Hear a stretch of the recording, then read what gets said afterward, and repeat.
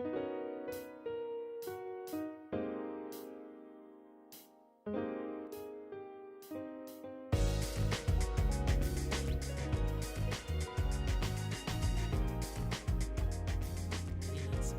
guys, it's Kashira. Thank you for coming back to my channel. This is video 3 in the Launch Your Beauty Brand series. If you've missed videos 1 and 2, pause this video and click the links underneath to go watch that. So video 3 is all about research and branding, okay? So while you're waiting for your samples to get in from your suppliers to try things out, you want to be doing competitive research. You want to start to research the market and figure out who your biggest competitors are. Right now, you may think, well, I'm competing with Sephora and Fenty and all those things, but in all honesty, you may not. So you want to start to think about who are your competitors both locally, on the internet, and nationally. And there is a section in the Launch Your Beauty Brand Toolkit that takes you through doing competitive research. So researching your competitors is going to help you to understand what your strengths are and what your weaknesses are, and then what their strengths are and what their weaknesses are. So you want to survey the competitive landscape. If you're new to business, you may be thinking, well, why do I care about what other people are doing, blah, blah, blah. You're an entrepreneur now, you're in business now, so you have to compare, you have to care.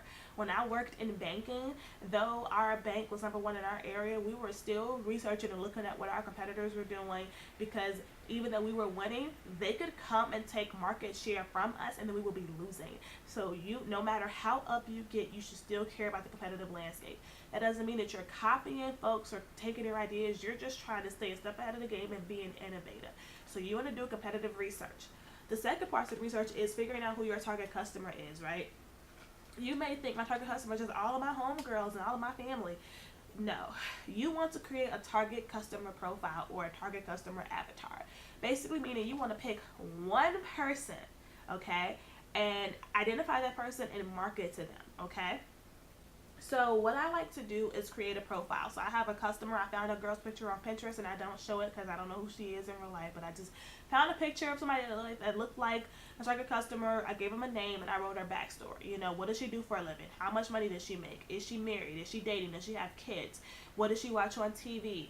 What is her regular sun up to sundown day look like? What are the brands that she support? Where does she go shopping? What social networks are she using? And that way, when I am doing my marketing or thinking about new products, or even in my products, I'm thinking about what would my target customer like. Thinking about one person makes it so much easier for you to do everything, but obviously that person fits into a segment, which is what a market is, right?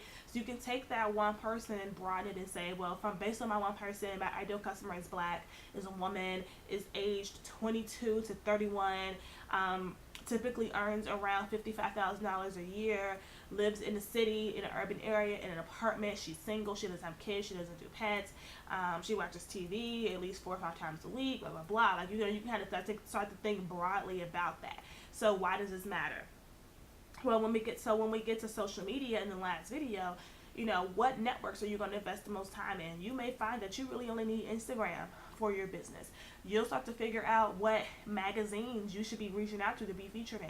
You'll start to understand what events you should say, yes, I'm going to vend at the Natural Hair Expo because my client is there, but I'm not vending at the fashion show because my client doesn't go to those. You know, so you'll be able to start to see where you should best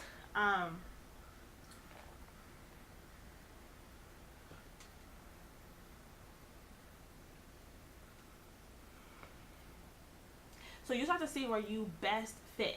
So first step is do competitive research, which is researching your competitors locally, online, and nationally. And then the second step is researching your target customer. So again, this book, the Launch Your Beauty Brand Toolkit, will walk you through doing all of those activities, okay? Then from there, you can get into your branding, which is the fun stuff. The first component to branding that I recommend doing is creating a brand mood board. And you can do this virtually on your computer. You can use Pinterest, you can use PowerPoint, you can use Canva, and creating a small collage, nothing too big, but a small collage of images or words or textures to represent how you want your brand experience to be like. Thinking about your target customer, what is this woman's experience on your site? Her experience talking to you, her experience looking at your Instagram, her experience wearing your product. What kind of vibe do you want to create? So mine is filled with a lot of high vibe, luxury, businessy women, you know, wearing like the Michael Kors watches. They got the big Louis bag. You know, they kind of have like that luxury boss babe swag, so to speak. And I put all those pictures on my vision board, so that way, anytime I'm ever putting something out, marketing wise, like I wanted to have that vibe. Your mood board also will contain your logo and any variations of that, and then your brand colors. So you want to have at least 2 brand colors, no more than 3, and black and white can be complementary colors. But these are the colors you're going to use all the time. On the website, on your social media, on your packaging, on your flyers, all the time. Because you want to create brand awareness and familiarity with your company. You don't want to have a pink website and an orange Instagram page and your lipstick tubes are pink with green writing on. Like, you want to have consistency. So the colors of life of a Bombshell Cosmetics is black, white, and pink, and that's all you see. I'm actually starting to throw gold in as a complementary color, so it's going to be pink, gold, black, and white. That's all you see. You're never going to see lime green or turquoise or anything like that on my site or anywhere else, because that's not my brand colors. You want to create your brand colors. As relates to the logo, I did create mine myself. I used Canva to design it, but if you're not great with design, you can definitely hire a graphic designer to do that for you. And when you do, number one, tell them make sure your logo is on a transparent background. This is how you ensure that your logo prints out without a white box around it, because you're going to want to put your logo not only on your packaging but on your business cards, on your flyers. You want to get a shirt made for when you go out in the public, so you want to make sure that they do that. And then that's going to give you variations of your logo. So I have my logo. My logo is black and pink. I also have an all black version, an all pink version, and an all white version, which helps whenever I'm doing different types of like flyers. I can have different variations depending on what color the background is.